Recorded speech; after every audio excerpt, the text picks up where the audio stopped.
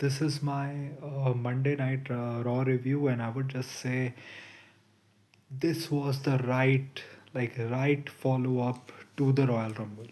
Like this felt like yeah, we are on the road to WrestleMania now.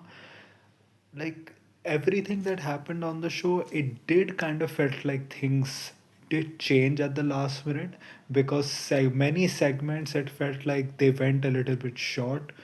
Matches, even though a few matches happened, but even they went short. And weren't like Uso supposed to face Alpha Academy here? Like they didn't. Like Usos just came out, did a promo, and they effed off. So yeah, I think because it was, and also the I think the order of things were changed because CM Punk and Roman went last, and I think initially probably they were not supposed to go last. Maybe they were. I think Liv was probably supposed to start the night, but she didn't. She didn't start the night. You actually had Braun Breaker starting the night, crashing out, like throwing shit around, throwing the announce table around, and was like, Paul Heyman was like, Pierce, come out, or you're not gonna have a Raw. And Pierce came out. Pierce actually egged on Braun that you had such a bad performance in the Rumble. I should, actually release you, and that you took the number two number. And Paul Heyman actually had some good points. Like, how do you not know the Mask Man, that entity? Like, you had to approve their visas. You have to approve everyone's visa to come here. And this Mask Man just shows up out of nowhere, attacks him, and then goes away. uh, like Braun also tried to like hit Pierce and everyone. He had his whole security team there. And you could see Logan's expression change when they were talking about the mask man. Looking at the beard color, also, it feels like it's Logan Paul. So it kind of feels like they're gonna have Braun maybe in a quasi face heel role, like a tweener role, maybe because Seth is not coming. They wanted to do the big Roman Punk match for the world title, so they're like, what is the next best thing that we can give to someone like a Braun Breaker? Okay, we'll give him Logan Paul because say whatever you want, except like the AJ Styles match that he had. Every Logan match that happened on WrestleMania has kind of went viral and has kind of been one of the highlights of the show. I don't know if it's enough for him, but knowing what the plan is for Braun, I am not that worried for him. And I like that they kept this way. Because also LA Knight came out and he attacked with a great pop for what I'll say. It feels like I'm glad that he was not there for like what, almost 2 months, like because he got taken out, I think either on December 6th or December 16th, for what I remember. So it's been a while since he was on TV, and he feels rejuvenated. And the whole like show was kind of centered around him also, because you had Braun, spazzing out backstage also, and LA attacked them backstage too. You also had Penta versus Braun, and in that match Braun actually took a chair and was going to take it to the ring, but then LA Knight attacked him as the referee was checking up on Penta and gave him a BFT on the chair, which was a great looking BFT, by the way. And also, Bronson has so much that he just caught up out of nowhere. And Penta finally won a match. I don't know when was the last time he won a match, and I'm glad that he won a match.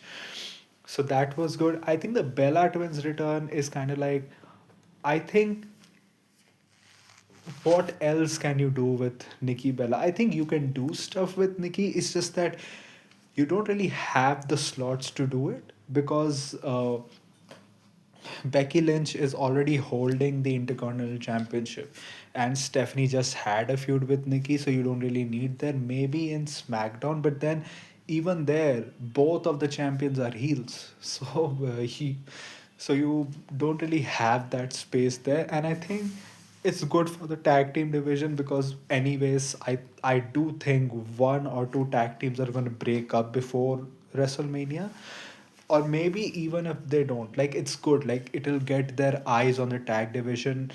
And I think this has to lead to a multi women tag team ladder match, kind of like the one that happened on SummerSlam for the men, for the SmackDown tag team titles last year. It has to, because they've given it so much attention, so many like potential main eventers, and already main eventers are there. And so it's that their promo was like Brie Bella kind of went heel on the crowd. Like she started talking shit about the Eagles or something. She roasted her own sister as well. So yeah, and also I don't think, I think this run is gonna go for a while. I just hope that they don't have them win the tag team championships. Like having all these women in the tag team division, the only two teams that should win the titles at Mania are either Bailey and Lara Valkyria, or Lash Legend and Nia Jax. I think these are the only two who should. You can have the Bella twins go near it, but please don't have them. Don't give them, oh, we're gonna give the Bellas a WrestleMania moment. Like you pan to like the one girl or someone who likes the Bellas in the crowd, and have to show them like they're innovators, pioneers, that they have so many fans. They have a niche fan club which every women's wrestler has indubitably. And you're talking about their mainstream, like what, maybe some watch their podcast, some casuals. I don't think that's that big a number. Nor and she has been what, in a reality show. Where are those reality fans with her? So please don't do it.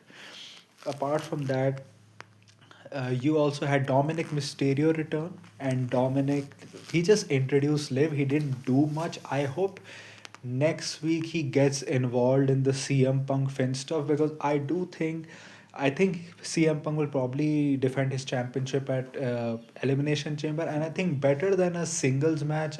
I think the dynamic with the CM Punk, Dominic, and Finn Balor triple threat can actually work. You can have maybe Dom defend his Intercontinental Championship next week, because he needs to defend it. He's not been on the show since like what, I think a week or two after Survivor Series. So I think he needs to defend that title ASAP.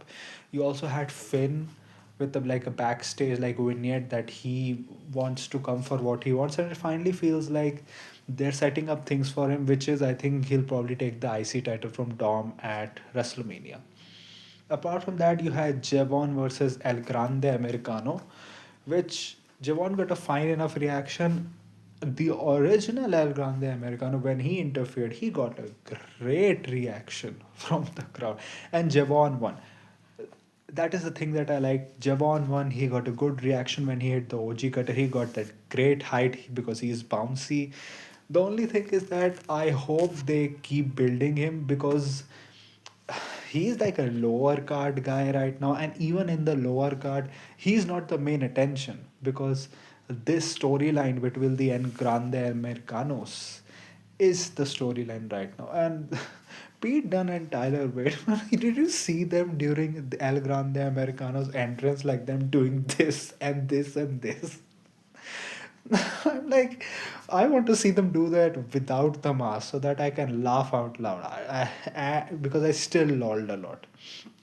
Then I think another thing, Gunther is just awesome. I don't know how people dislike him, because maybe okay, he's not as grandiose as other heels.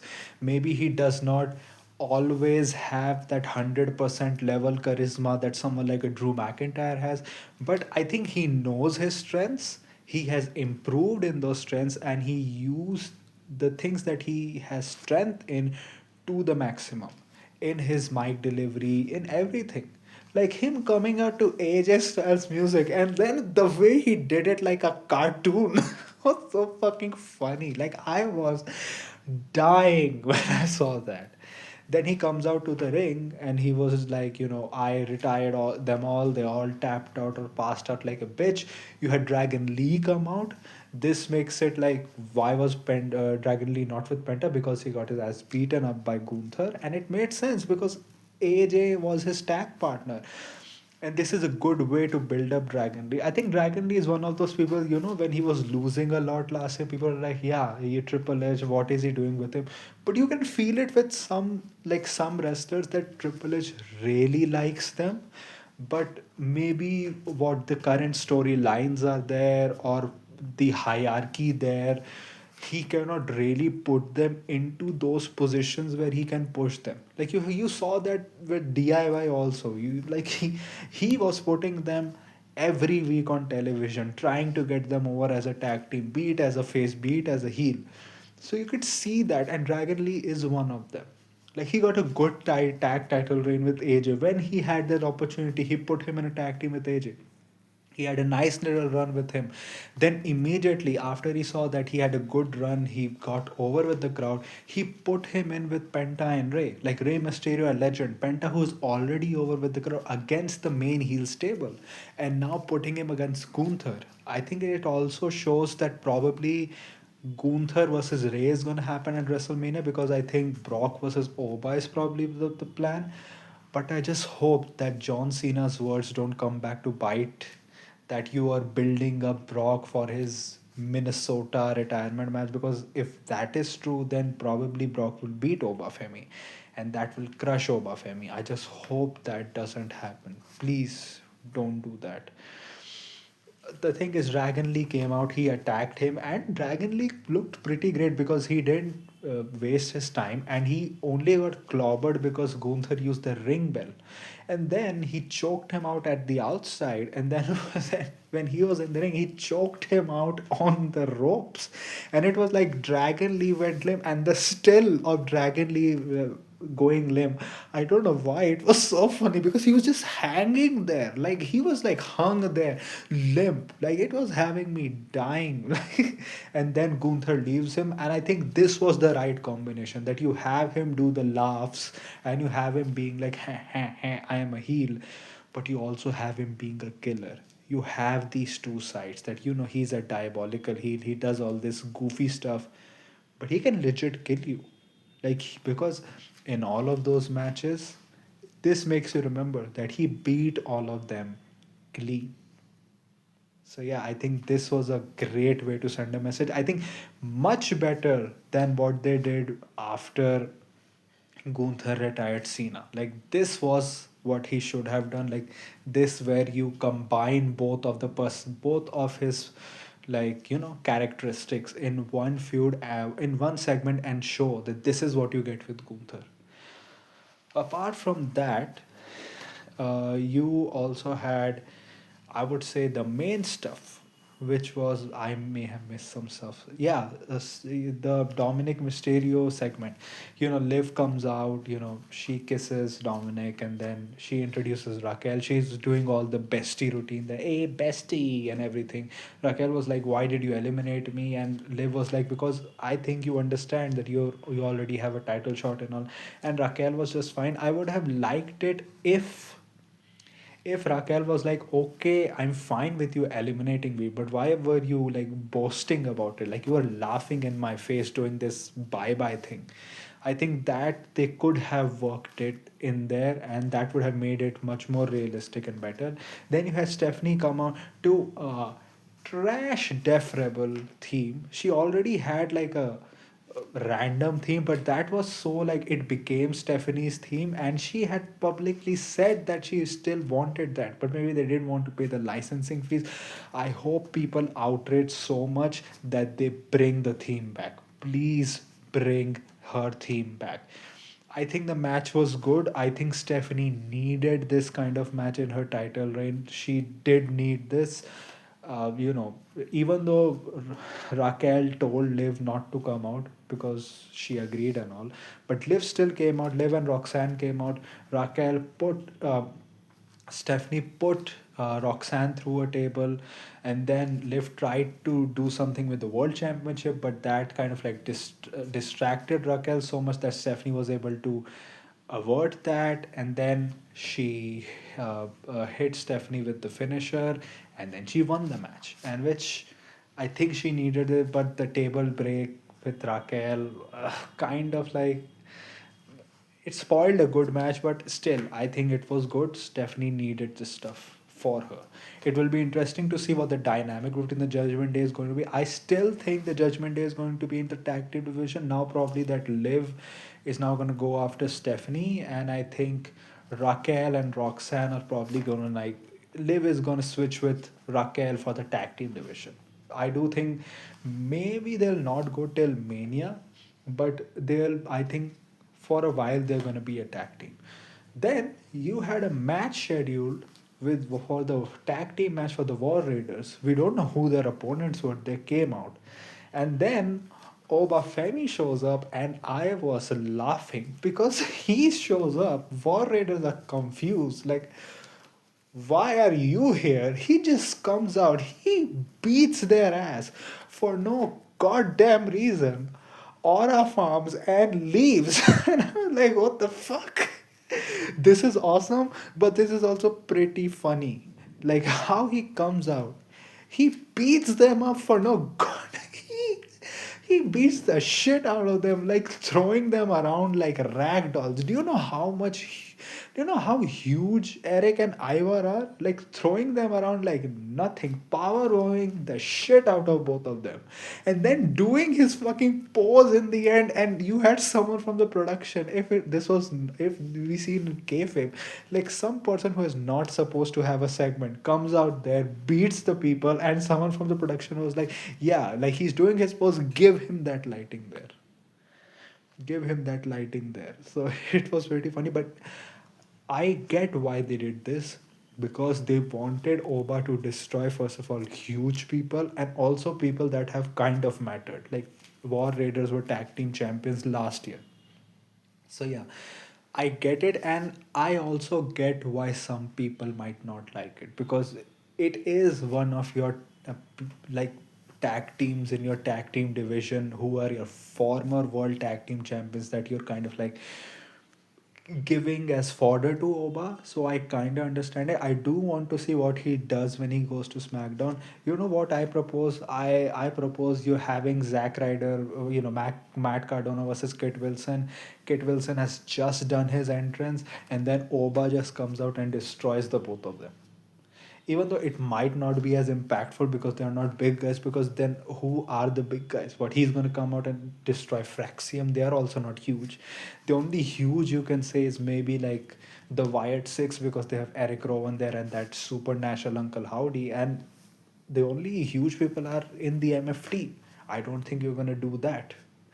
So yeah, it's fun to see because he's a free agent, so he's gonna destroy more people. And I think this is leading to Brock, because Opa is clearly angry, and I think he's gonna reveal his motivations that he wants Brock. And I think whichever brand helps him to get Brock, I think he's gonna sign there. So yeah, let's see what happens. And then you had CM Punk and Roman Reigns. And I would just say that this was awesome, and they probably had like a general layout, but I know they do not go like, they do not have like six scripts and they're like memorize everything and do that. So CM Roman Reigns comes out and he's like, Philly, last time your reaction was not the same when I won the Rumble. And then, CM Punk comes out, and every point that one put up, the other had a retort. And you were always like, when one puts a point, you're like, yeah, you have a point. When the other one retorts, you're like, you have a point. And it was essentially a great back and forth. And I do feel that CM Punk brought out something in Roman Reigns, because he out-mic'd him today. Roman out-mic'd CM Punk. And I think it's because CM Punk just brings the best out of everyone when he is also at his best. But CM Punk generally, even if he's not at his best, he's great.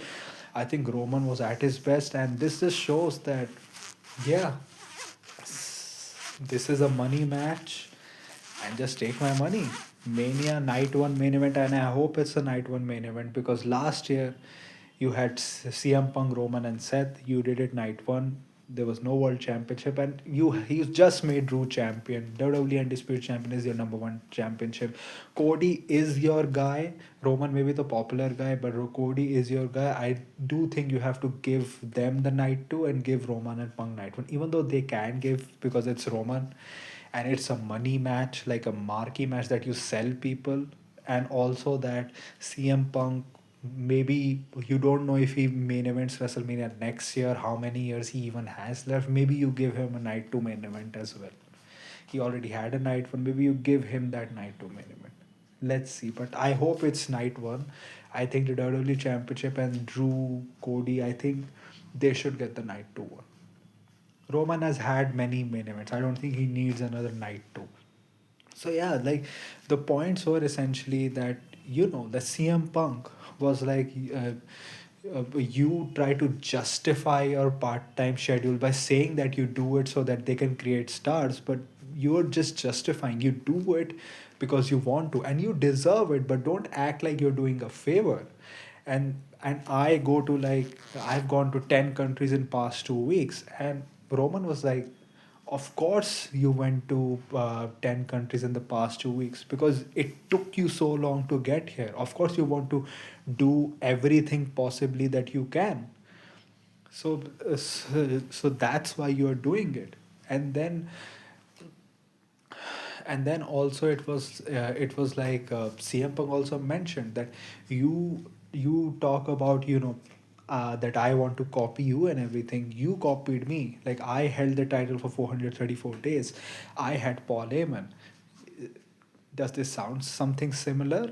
And that I brought you here in the WWE with the Shield, and you followed me in my footsteps, and you talk about you want people to follow your footsteps. And I like how they put the Pat McAfee interview something in like kayfabe, that new stars are not created because in a kayfabe way, because they don't want to hold the WWE hostage like you did.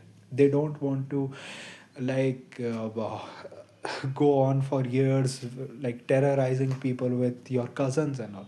They also threw shots at Drew, man. They were like Roman was like, I have beaten Drew so many times. CM Punk was like, I have also beaten Drew so many times. I beat him in Hell in a Cell. Like Roman was like, he you talk so much shit about him, but he made you emotional over that plastic bracelet.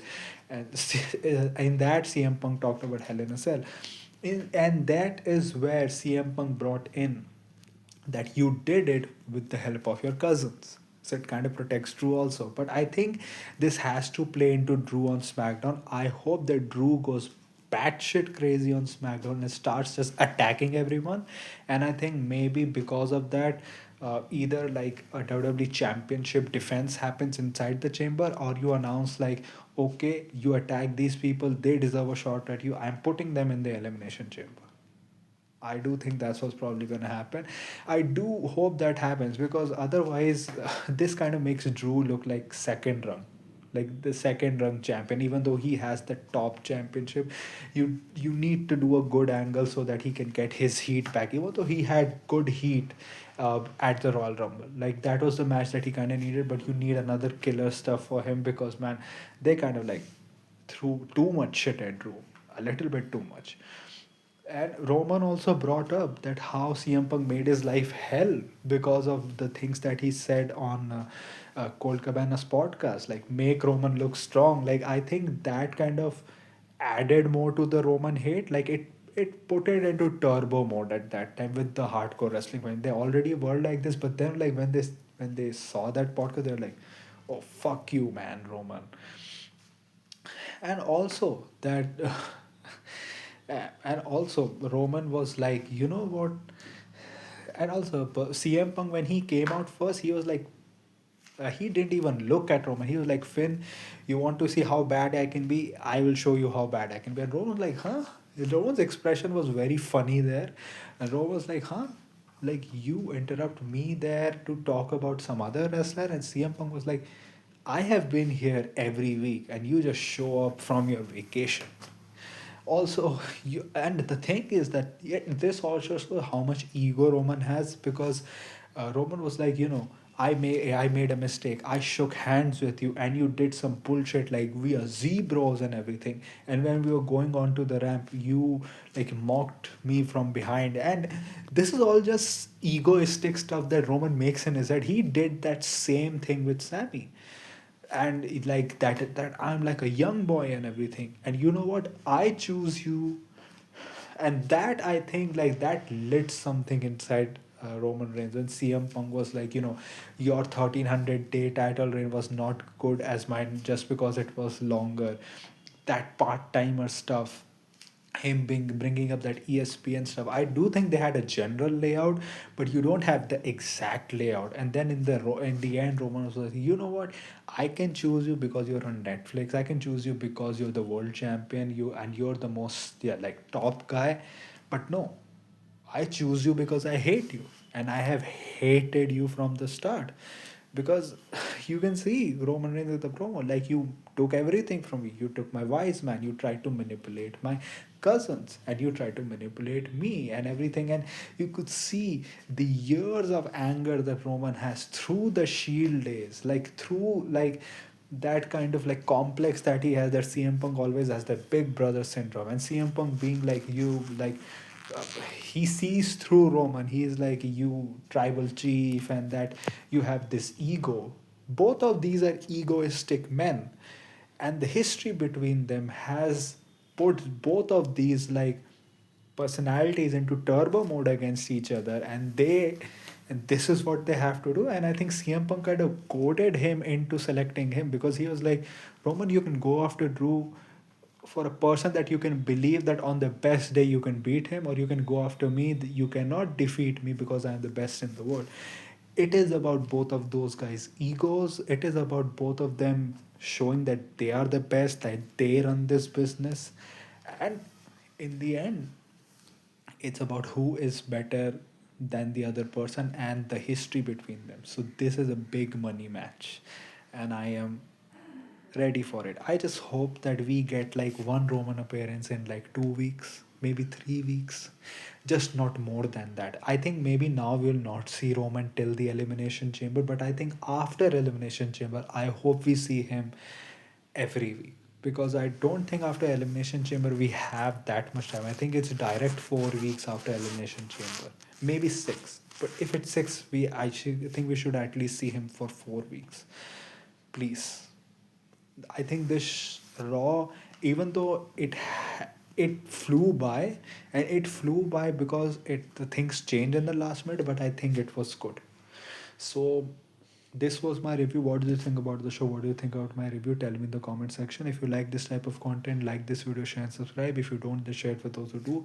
My social media accounts, such as my Twitter/X account and my Instagram account, links are in the description. So go follow me on that. My UPI ID link, which is sharpboy@okicici, is also in the description.